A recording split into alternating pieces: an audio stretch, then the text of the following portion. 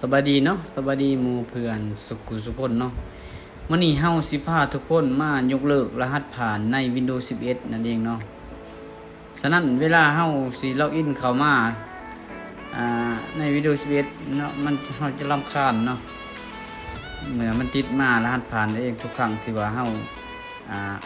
สิเปิดเครื่องใช้งานคอมพิวเตอร์นี่นะมันต้องได้ให้ใส่รหัสผ่านเพราะว่ามันบังคับให้เฮาใส่รหัสผ่านช่วงเฮาลง Windows นั่นเองเนาะฉะนั้นเฮามายกเลิกนำกันเลยเนาะขั้นตอนแรกเฮาก็มาที่ปุ่ม Start เนาะ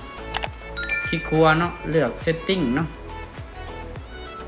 หลังจากเลือก Setting แล้วมาที่หน้าเมนูนี้เนาะ Account เนาะ Account นี่เนาะบางคนเนาะแล้วมาบางคนเนาะ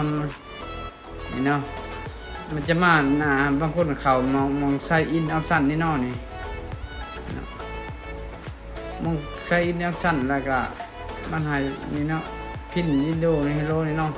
ถ้ามาคลิกเบิ่งนี่เนาะมันบ่ให้รีมูฟนั่นเองเนาะมีแต่มาแซงพินนั่นเองเนาะฉะนั้นเฮากลับมาคืนมาเข้าที่แอคเคาท์คือเก่าเข้ามาที่นี่ Your Info นี่เนาะคลิกเข้านี่เนาะจากนั้นนะเฮามาเลื่อนหาคำว่านี่เนาะอัปเดตอินโฟนี่เนาะจะนี่เนาะเฮามารีไซน์อินวิด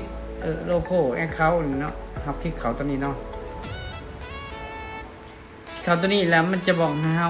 next เนาะ next แล้วมันจะให้เฮาใส่ฟินตัวที่ว่าเฮาล็อกอินนั่นเนาะ